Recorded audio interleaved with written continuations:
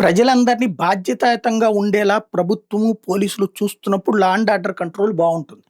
అలా కాకుండా ప్రభుత్వమే రెచ్చగొట్టి ప్రజల్ని మీ ఇష్టం వచ్చినట్టు విధ్వంసం చెయ్యండి అని చెప్తే, పోలీసులు దానికి అండగా నిలబడితే, ఇక ఆ తర్వాత నీ చేతిలో కంట్రోల్ ఉండదు.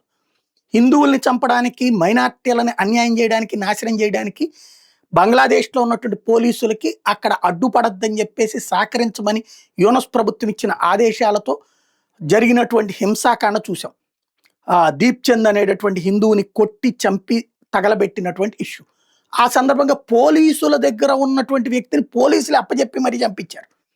అలాంటి ఘాతుకం ఎప్పుడైతే జరిగిందో ఇక ఆ ఉద్యమకారులు, అరాచకవాదులకి అడ్డు అదుపు ఉంటుందా? ఇంకోవైపున ఆడెవడో హదీ అనేటటువంటోడిని ఎవడో కాల్చి చంపారు.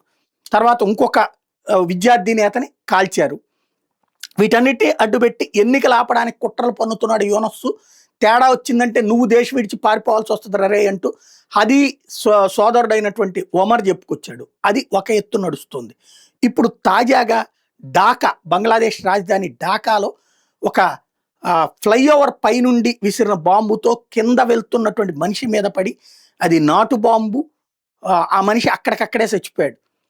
ఆ తర్వాత ఇంకో 2, 3 బాంబులు అక్కడ పడ్డాయి అన్నటువంటి చెప్తున్నాడు. దీంతో అసలు బంగ్లాదేశ్‌లో లా అండ్ ఆర్డర్ ఇక ప్రజల చేతుల్లోకి వెళ్ళిపోతుందా? అసాంఘిక శక్తుల చేతిలోకి వెళ్ళిపోతుందా? పోలీస్ చేతిలో నుంచి దారిపోయిందా అన్న అనుమానాలు వస్తాయి.